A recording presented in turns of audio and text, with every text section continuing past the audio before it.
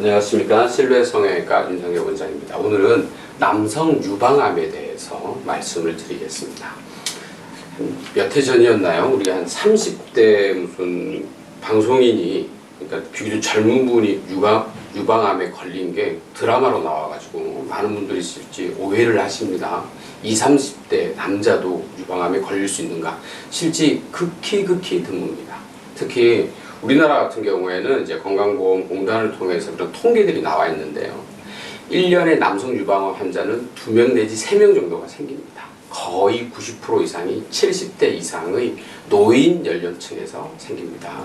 20, 30대는 거의 없다고 봅니다. 그래도 우리가 유방암을 이제 특별한 경우에 고려를 할 수가 있습니다. 특히 20대에는요, 클라인펠터 증후군, 좀 생소한 단어일 수 있는데 실제로는 중고등학교 때 생물학 그런 교과서에 나와요. 우리가 아시죠? 남성 염색체, 여성 염색체 혹시 기억나시나요? XXXY? 아무튼 그런 게 있어요. 기억하시는 분도 있을 텐데, 클라인펠터 증후군은 외관상 남자입니다. 근데 성염색체가 XXY예요. 두 개여야 되는데 X가 하나 더 있어요. 그래서 특징적으로 키가 굉장히 큽니다. 얼굴은 우리가 달덩이 같이 생겼다고 그러는데 아무튼 동그랗습니다. 그리고 특징적으로 남성의 생식기가 좀 작아요. 특히 고환이 정상적인 크기보다 3분의 1 이하로 아주 작습니다.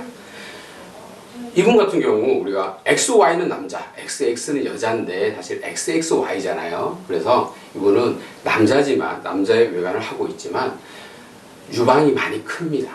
그래서 여성형 유방이 생기고 그 경우에는 비교적 젊은 20대지만 남성 유방암을 생각할 수가 있습니다. 우리에게 통계적으로는 일반적인 경우보다 한 20배 정도 남성 유방암이 잘 생긴다라고 알려져 있고요.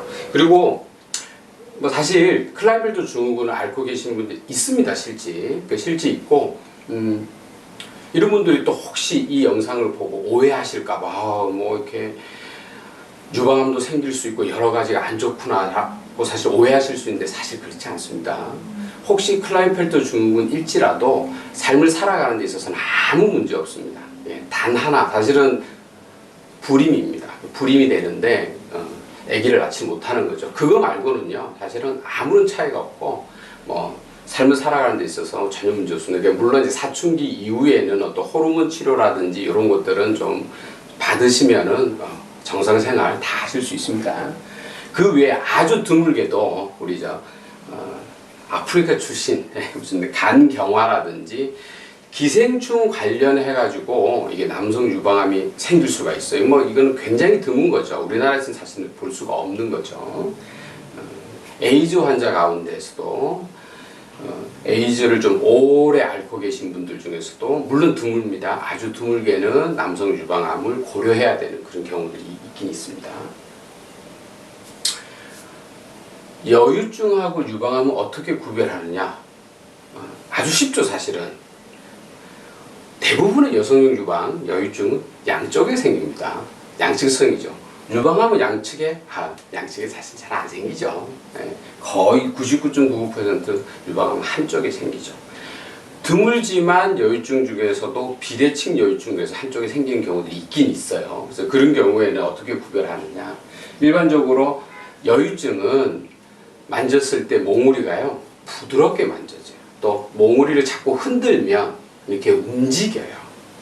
대부분 다 그렇습니다. 그런데 유방암 같은 경우에는 굉장히 딱딱합니다.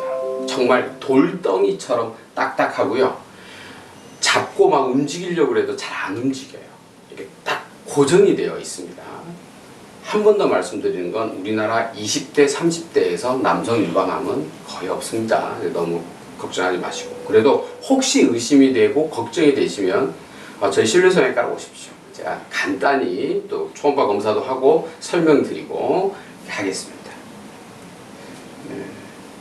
특히 이제 남성인데 유방암으로 생각할 수 있는 그런 소견들, 아주 돌덩이처럼 딱딱하고 안 움직이고, 거기에 플러스해서요, 드물지만 사실 여성 유방암도 비슷합니다만 딱딱한 덩어리 위에 피부의 궤양이라고 그러죠. 뭐 피부가 움푹 들어갔다든지 아니면 짜면은 혈성 분비물, 그러니까 피가 섞인 그런 분비물이 나오는 경우에는 그런 경우에 정말 심각하게 한번 생각을 해봐야 됩니다. 물론 검사를 받아보시면 되죠. 마지막으로 클라인펠터 증후군, 남성이지만 가슴이 무척 크고 고환은 많이 작고 이런 경우에 사실은 얼굴이 특징적으로 생겼어요. 수염도 잘 안 나고요. 어떤 특징적인데 그 대부분의 소아과 병원이나 일반 병원 가셔도 클라인펠터 증후군은 이제 쉽게 진단을 받으실 수 있습니다. 이게 염색체 검사도 사실 어렵지는 않습니다. 그 입안의 구강세포를 살짝 이게 긁어내가지고 그냥 검사만 보내면 바로 나오고요.